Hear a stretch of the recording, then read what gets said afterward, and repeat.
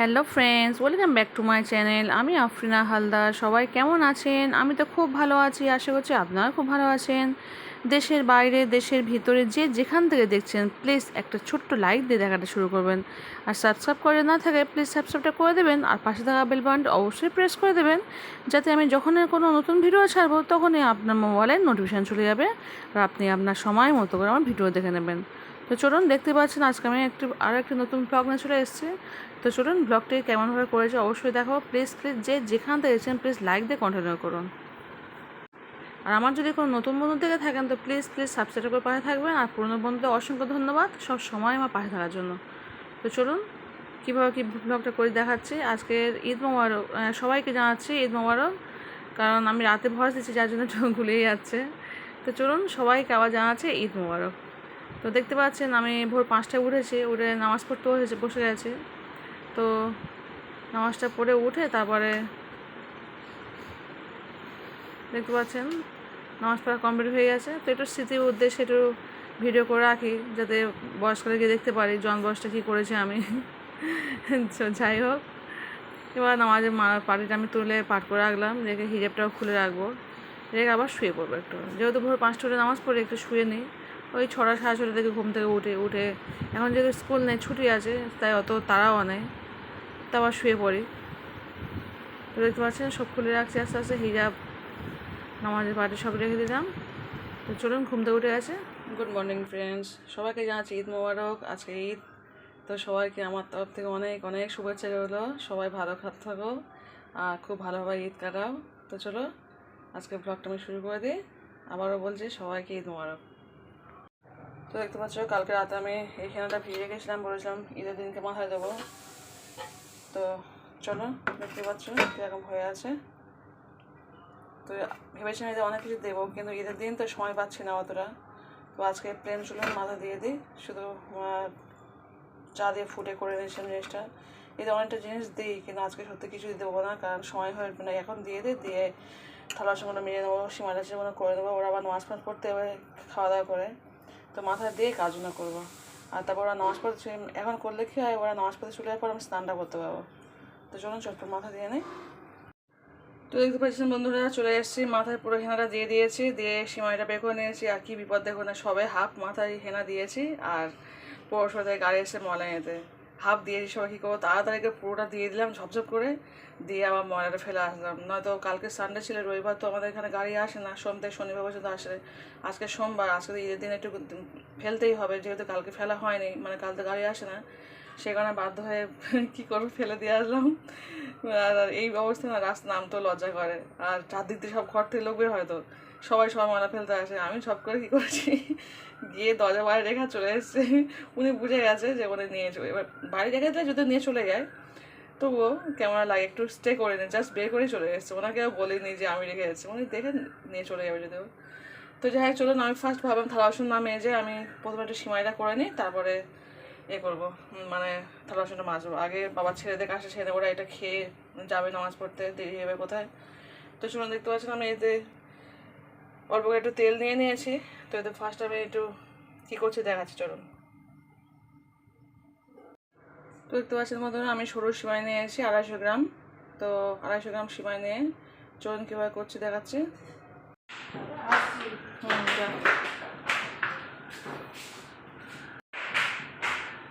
তো দেখতে পাচ্ছেন আমার সিমাই লাচা কমপ্লিট। এটা হচ্ছে সিমাই করেছি, এটা হচ্ছে লাচ্চা করেছি। তো কমপ্লিট হয়ে গেছে। ওর বাবা ছেলে খেয়ে চলে গেছে, দেখিয়েছে অল্প একটু। আর সকাল টাইমটা এতটা ব্যস্ত ছিলাম যে খুব একটা ভিডিও করতে পারিনি। তো আমি এখনও খাইনি, খেয়ে দেখতে হবে কেমন, তবে কিন্তু এখন খাবো না, এখন সংসারের কাজ প্রচুর পড়ে আছে, থালা বাসন করে তো মাজেনি, শুধু এই দুটো করে ওদের খাইয়ে পাঠিয়ে দিয়েছি। তো সবাইকে আবার বলছি ঈদ মোবারক, ঈদ মোবারক। সবাইকে আবারও বললাম ঈদ মোবারক। তো চলুন, আমি এবার থালা বাসন করে মাজে গিয়ে, অনেক কাজ পড়ে আছে, তারপর বিছানাটা করতে, এই ঘরে বিছানাটা আগে করে নেবো, কারণ ওই ঘরটাতে বাবু ঘুমাচ্ছে, ওর তো ঘুমে ডিস্টার্ব করলে আমার সংসারের কাজের সব ডিস্টার্ব হয়ে যাবে। তো সেই কারণে ওকে ডিস্টার্ব করবো না, এই ঘরটা আগে গুছিয়ে নেবো তারপরে। তো চলুন থালা বাসন ফার্স্ট মেজে নিই, তারপর এই ঘরে বসে দেখতে পাচ্ছেন সব আগোছালা হয়ে আছে আমার ঘর দর, বিছানাটা করতে হবে ফার্স্ট, এই ঘরটা করে দেবো। চলুন চটপট করে নিই। তো দেখুন আমি চলে এসেছি টিফিন বক্স নিয়ে, কারণ আমার ছেলে নামাজ পড়তে গেছে, নামাজ পড়ে এসেই বলে গেছে মা তুমি দুটো টিফিন বক্সে একটা লাচ্চা একটা সিমাই রেডি করে রাখবে, তো স্যারকে দিয়ে আসবে, ও যে স্যারের কাছে পড়ে। তো আমি থালা বাসন ধুইতে যাওয়ার আগে ভাবলাম না আমি একটা তুলে রাখি, কমফোর্ট করে নামাজটা পড়ে এসেই চলে যাবে, এসে আবার রাগারাগি করবে যদি না দিতে পারি। তো চলুন দিয়ে দিই, একটু একটু লাচ্চা তুলে দেবো, একটু সিমাই তুলে দেবো। ওনাদের এসে আবার বলে মা তুমি এখনও তুলে দাও নি। আর নামাজটা হয় আমাদের খুব দূরে নয়, আমাদের কাছাকাছি নামাজ, যেখানে নামাজ পড়ানো হয়। নামাজটা পড়ে নিলেই চলে আসবে সঙ্গে সঙ্গে। তো চলুন গুছিয়ে দিয়ে দিই একটুখানি। আর আমার না ঈদের দিনটা খুব একটা কেউ লাচ্চা খেতে, এই সিমাই লাচ্চা খেতে চায় না, সেই কারণে আমি খুব বেশি করি না, অল্প অল্প করেই করি। তাই দেখুন কতটা আছে, ওইদিকে প্লেটে আছে, তুলে দিয়েছিলাম আমার বাবা ছেলেকে। তো লাচ্চাটা কেউ খায়নি, বলে মা এসে খাবো। আর সিমাইটা তুলেছি, ওর বাবা ও ছেলে একটুখানি খেয়ে গেছে, লাচ্চাটা কেউ খায়নি, বলে এসে খাবো। সকাল টাইমে তো কেউ খেতে চায় না খুব একটা। তো চলুন একটু সিমাই তুলে দিই। দেখতে পাচ্ছি একদম ঝুরঝুরে সিমাই হয়েছে।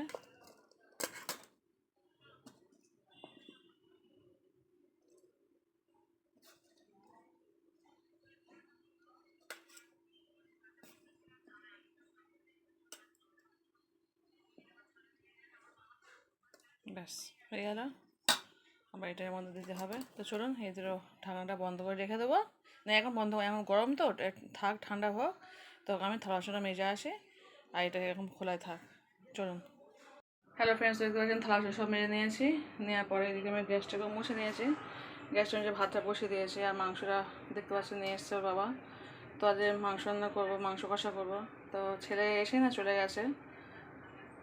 তো দেখতে পাচ্ছেন আমি এক মুঠো মুড়ি নিয়েছি, সকাল থেকে কিছু খাইনি এখন, তো খালি পেটে থাকলে এক্ষুনি গ্যাস হবে, আর সীমা লাচা বেশি খেলে না এক্ষুনি গ্যাস হয়ে যাবে, সেই কারণে আমি একটু অল্প মুড়ি নিয়েছি, একটু প্লেন সাদা জল দিয়ে একটু খেয়ে নেবো।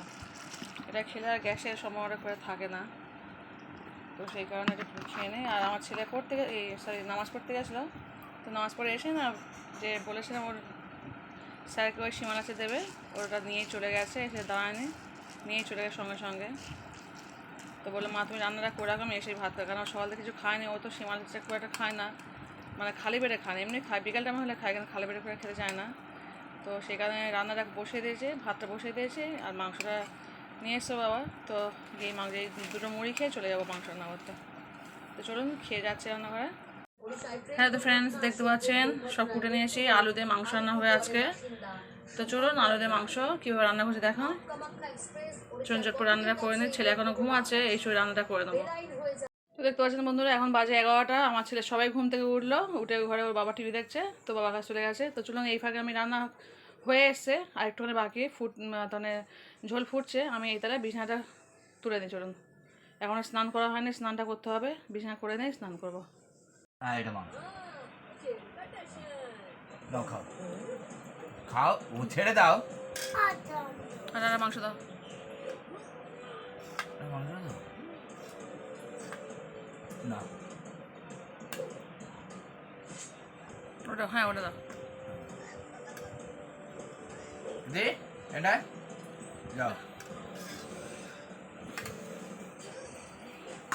তো চলুন চলে এসেছি ভাত খেতে। সত্যি মাংসটা অসাধারণ রান্না হয়েছে, সবাই ভালো বলছে গো। ভাত দাও, তরকারি দাও, অসাধারণ রান্না হয়েছে একটা। তো চলুন খেয়ে নিই, ফিরে আসছি পরে।